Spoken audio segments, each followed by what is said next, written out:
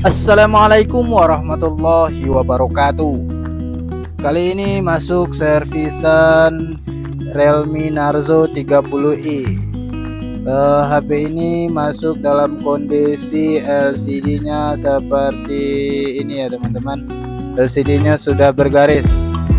Dan HP ini akan kita trik pertama itu akan kita bongkar dulu penutup belakang ini ya teman-teman. Sebelum kita lanjut ke topik permasalahan, ada baiknya teman-teman bantu like dan subscribe channel ini. Semoga channel ini bisa berkembang untuk kedepannya dan menjadi acuan juga bagi teknisi-teknisi pemula hendaknya. Oke teman-teman, di sini kita lepaskan dulu slot SIM kartunya dan kita gunakan jarum seperti biasa.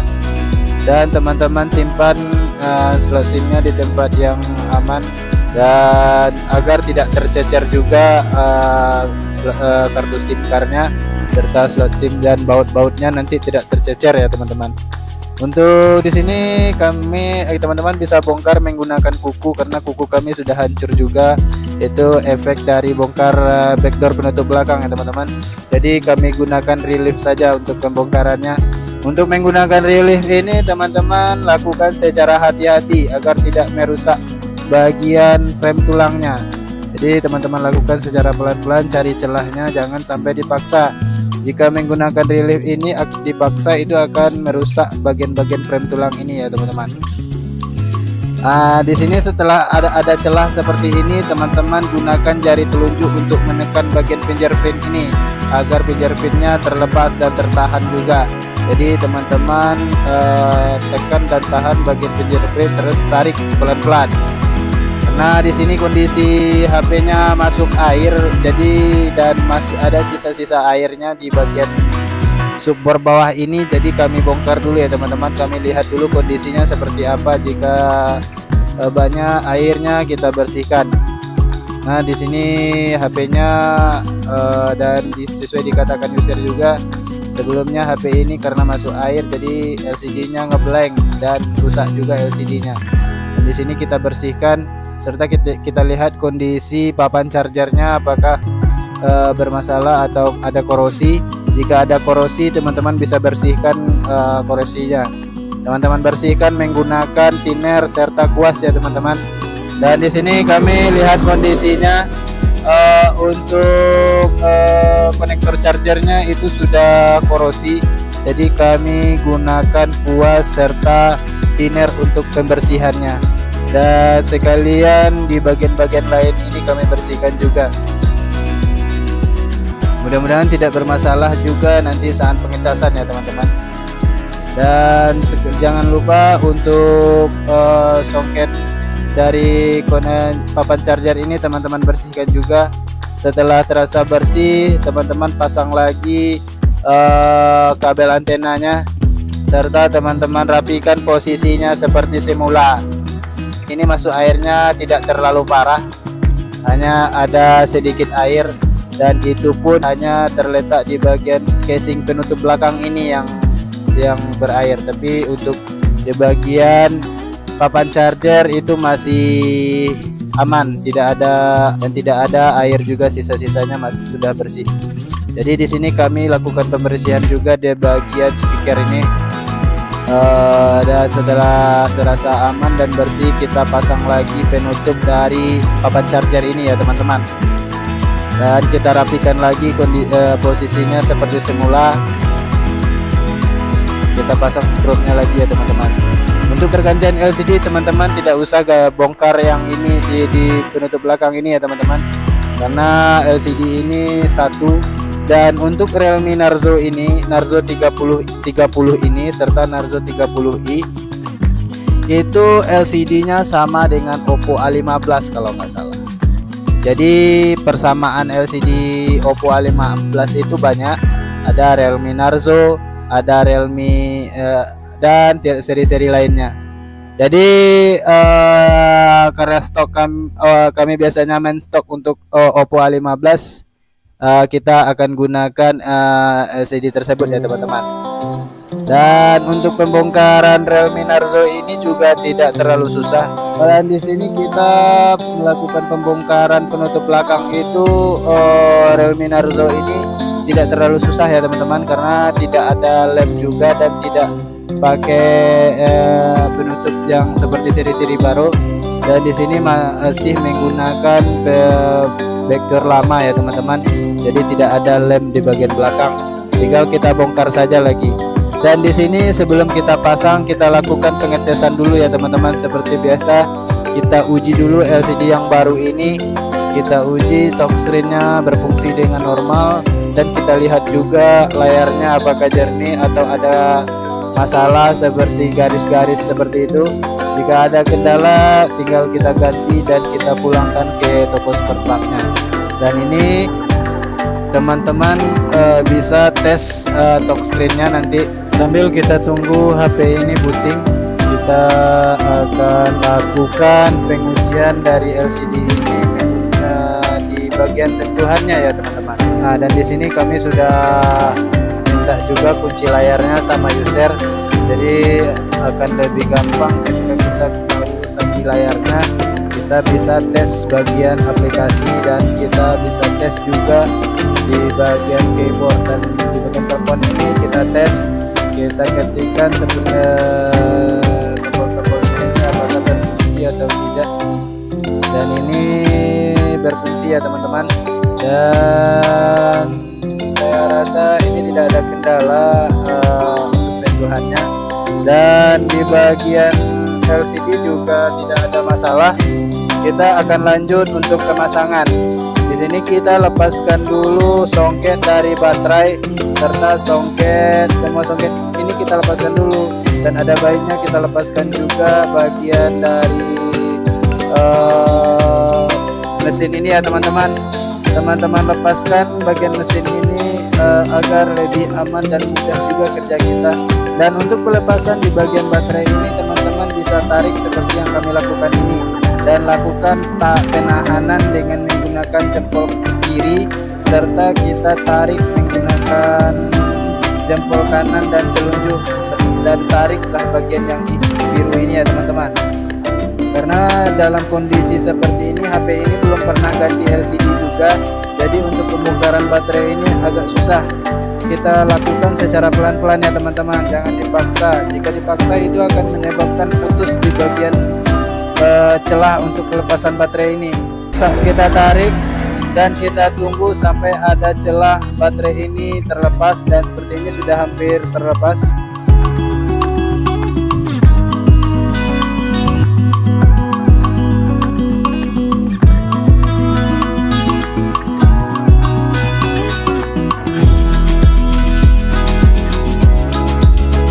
Dan ini sudah terlepas ya teman-teman. Teman-teman bisa lepaskan lagi pelindung baterai di bagian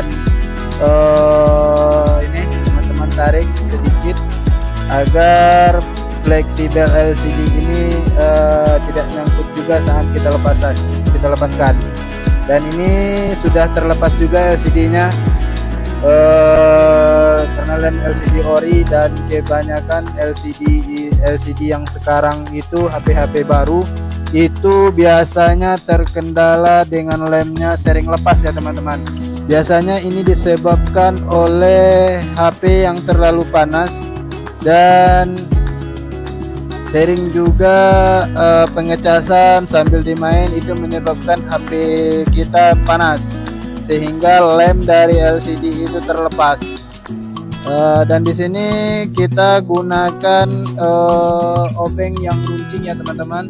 Teman-teman seset bagian pinggir-pinggir ini, seset secara hati-hati, dan jangan sampai merusak juga bagian rem tulang ini. Teman-teman seset, teman-teman bersihkan sisa-sisa lem ini. Teman-teman bisa gunakan obeng seperti yang kami lakukan, dan juga bisa menggunakan alat-alat lainnya jika tidak ada. Oke teman-teman, kita bersihkan di sini, pastikan semua lem ini benar-benar bersih terlebih dahulu. Dan ini benar-benar bersih ya teman-teman, agar nanti saat kita pasang LCD yang baru itu tidak mudah lepas juga ya teman-teman. Biasanya pemasangan LCD jika sisa-sisa lem lama ini tidak kita bersihkan, itu akan menyebabkan LCD yang baru itu mudah lepas pengelemannya. Jadi ada baiknya teman-teman lakukan pembersihan dan pastikan ini benar-benar bersih. Dan itu tujuannya juga nanti saat pemasangan juga rapi ya teman-teman. Jadi jika masih ada sisa-sisa lem itu biasanya akan menyebabkan ada bentolan ya teman-teman. Dan di bagian frame juga kita pastikan bersih terlebih dahulu ya teman-teman.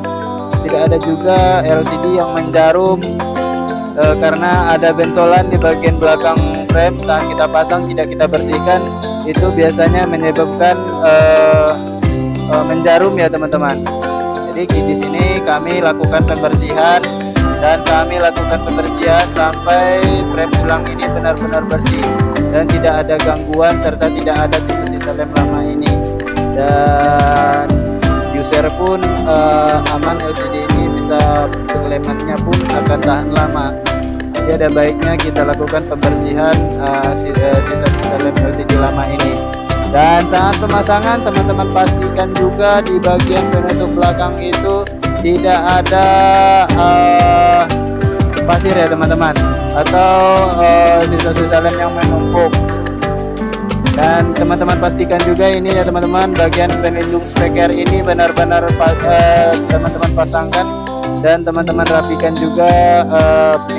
Sebelum kita pasang dan kita melakukan pengeleman, ada baiknya kita presisikan posisinya dan pastikan LCD ini tidak ada yang tidak masuk ya teman-teman.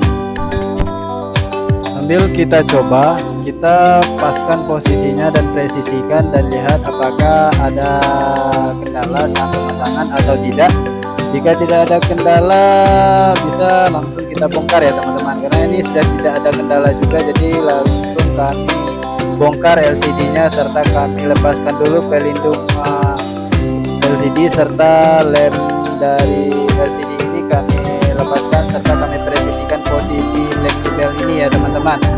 Jadi kami presisikan posisinya dan pastikan fleksibel LCD ini nantinya posisinya pas saat kita pasangkan soket LCD ini di bagian mesin ya teman-teman. Sambil kami juga gunakan solatif anti panas untuk melindungi bagian dari kapasitor serta resistor di bagian fleksibel LCD ini. Jadi tidak lain tidak bukan, tujuannya hanyalah untuk melindungi ya teman-teman. Teman-teman bisa pasang seperti yang kami lakukan dan bisa juga tidak. Jadi ini agar lebih aman sih menurut kami. Biasanya jika kami pasang seperti ini tidak terkendala juga saat LCD ini saat kita pasang. Biasanya kalau tidak kita kasih solatif itu akan menyebabkan LCD-nya gerak-gerak sendiri ya teman-teman, karena bagian kapasitor di bagian soket LCD ini terkena frame tulang. Untuk melakukan pengeleman, teman-teman bisa lakukan lem seperti yang kami lakukan ini, dan di sini kami lakukan di bagian ini dan kami pastikan di bagian fleksibel bawah itu tidak terkena oleh lem ya teman-teman. Jadi kalau kita pasang pengeleman melakukan seperti ini, kita bisa posisikan ya teman-teman, dan kita bisa juga untuk memastikan lem tidak kena juga ke bagian dari fleksibel tersebut. Jadi teman-teman juga bisa melakukan pengeleman di bagian frame tulang dan bisa juga melakukan pengeleman seperti yang kami lakukan ini. Dan di sini kami hanya kasih trik kepada teman-teman melakukan pengeleman dan antisipasi jika LCD bermasalah nanti ya teman-teman. Dan jika teman-teman melakukan pengeleman di bagian frame tulang, itu teman-teman lakukan pengeleman di bagian bawah itu jangan terlalu banyak lemnya ya teman-teman, agar sesuai yang kami katakan tadi, LCD tidak terkendala juga saat kita pasang nantinya.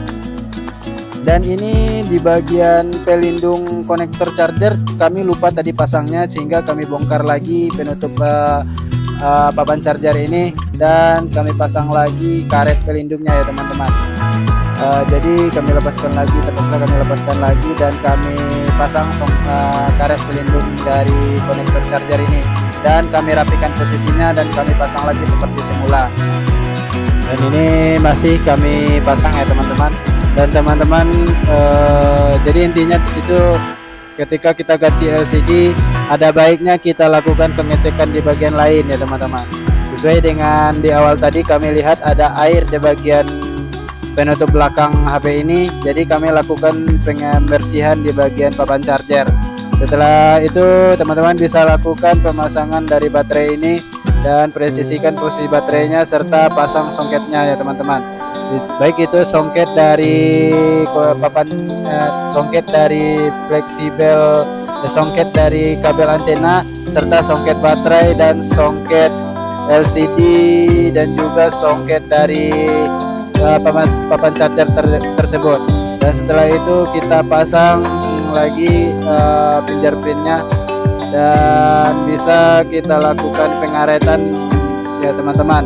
Teman-teman lakukan pengaretan, sesuaikan dan pastikan tidak terlalu keras dan tidak terlalu longgar. Jadi untuk pengaretan ini teman-teman karet seperti yang kami lakukan ini.